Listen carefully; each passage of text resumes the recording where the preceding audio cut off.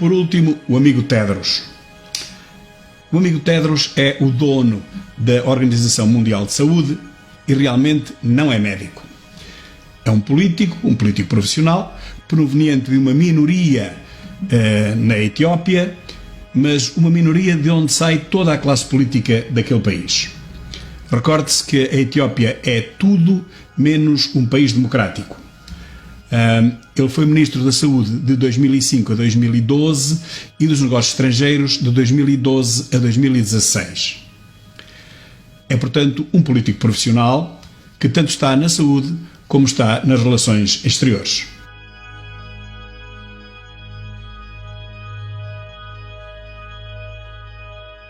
Durante a sua vigência como Ministro da Saúde, a Etiópia sofreu 2 graves surtos de cólera que Tedros desvalorizou completamente.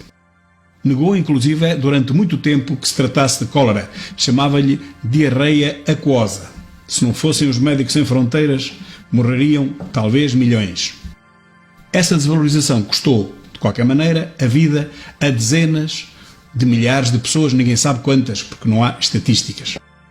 De tal forma que, quando o Tedros foi eleito em 2017 para diretor da Organização Mundial de Saúde, se registaram grandes reações de protesto no seu país, na Etiópia.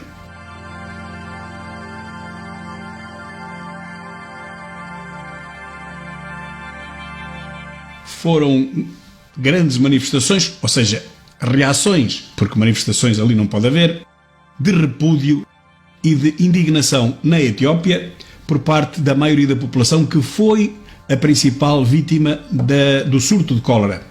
Os Amharas e os Oromos. Essas são as 2 principais etnias, dentre as 80 etnias que existem na Etiópia e as 90 línguas que por lá se falam. Tedros pertence a uma minoria étnica, uma casta, os Tigrinya, que representam apenas 6% da população, mas é a etnia de onde provém todos os políticos da Etiópia.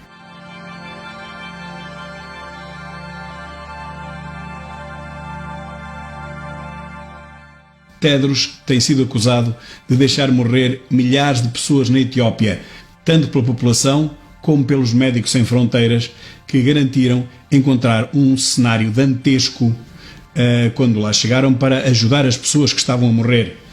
Encontraram centenas de pessoas deitadas no chão e sobre plásticos, em post que publiquei ainda ontem.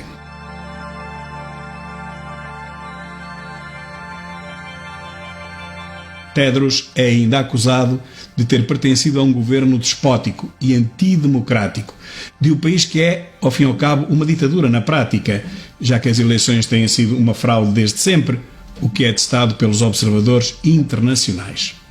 E depois de ter dado guarida, já na OMS, apenas a políticos de esquerda. Um exemplo é a sua subdiretora executiva, uma ex-ministra de Lula da Silva, do PT brasileiro.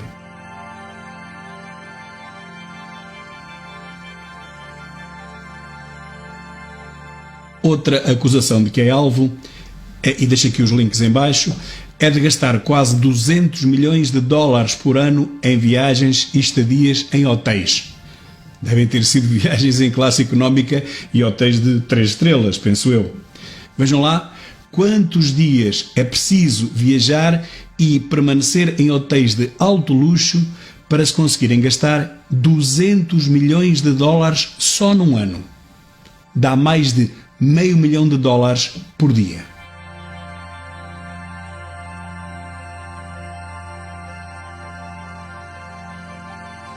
As relações de Tedros com a China já vêm de longe, do tempo em que ele era Ministro da Saúde e depois das Relações Exteriores. A sua subserviência para com o presidente chinês é chocante e visível, bem visível, tanto na sua postura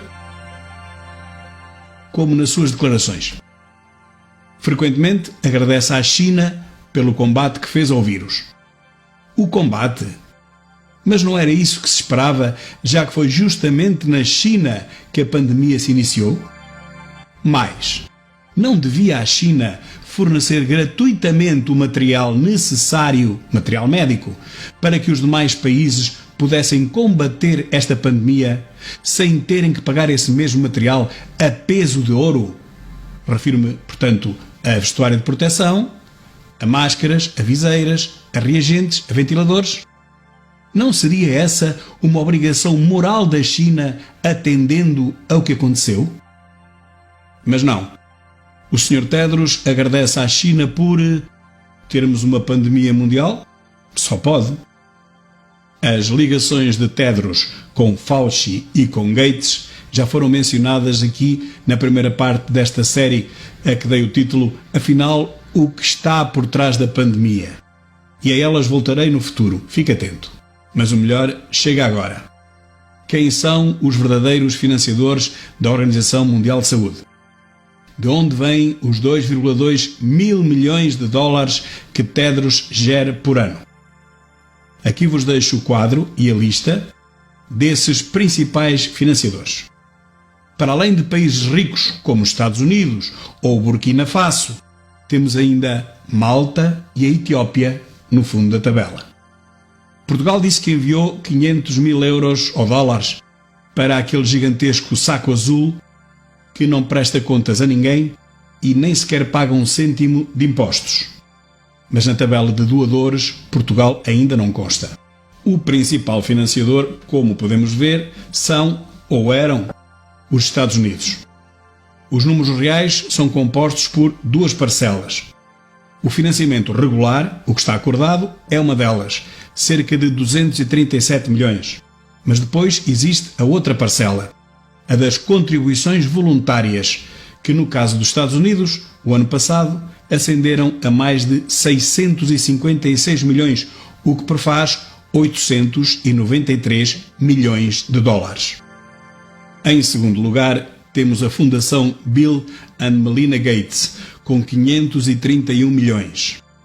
Bill Gates aparece novamente no quarto lugar, inserido na Gavi, que é The Vaccine Alliance, de que ele é um dos mecenas e administrador há 15 anos. São mais 371 milhões de dólares. Depois, mais no fundo da tabela, imaginem quem aparece. Quase todas as farmacêuticas. Mas quais farmacêuticas? Praticamente todas. Especialmente as que fabricam vacinas, como a Merck, a Hoffmann La Roche, a GlaxoSmithKline, a Bayer, a Denka, a Novartis, a Kitasato Daiichi Sankyo Vaccines, a Eli Lilly and Company Foundation, a Johnson & Johnson e muitas outras. E as que não estão lá declaradamente, como por exemplo a Pfizer, estão aglomeradas em outras organizações do tipo da Gavi, a Vaccine Alliance, ou seja, alianças ou cartéis de farmacêuticas. Muitas não querem ter ali o nome, não precisam de descontar nada para o mecenato, porque ganham milhares de milhões, não precisam de ir buscar nada ao Estado e preferem não aparecer.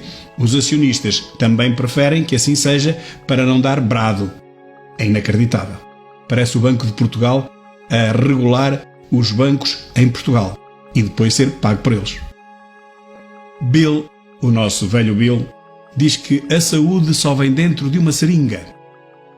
Acontece que a campanha de vacinação contra a poliomielite, patrocinada por Bill Gates na Índia entre 2000 e 2017, não trouxe saúde nenhuma àquelas crianças, mas sim doença. Muitas milhares de crianças ficaram doentes para toda a vida. Quem o afirma é Robert F. Kennedy Jr., afirmou publicamente, e que apenas foi desmentido pela Fundação Bill and Melinda Gates relativamente aos números. Robert Kennedy dizia que tinham sido 490 mil, parece que não foram tantos. Então quantos foram? Isso não se sabe. E é este filantropo, o fanático das vacinas, que agora é o maior investidor, o maior doador a Tedros e à Organização Mundial de Saúde. Agora que os Estados Unidos se retiraram, claro. Só por curiosidade, sabem quanto é que a China doa à Organização Mundial de Saúde? Eu recordo que os Estados Unidos doavam, até este ano corrente, 893 milhões por ano. Pois bem, A China doa qualquer coisa como 6.315.081 dólares, mais precisamente. Ou seja, os Estados Unidos doavam 142 vezes mais do que a China. 142 vezes mais. E agora pergunto, perante quem é que Tedros se dobra todo? A quem é que ele presta vassalagem? Aos Estados Unidos? Não. À China. Agora, tirem as vossas conclusões.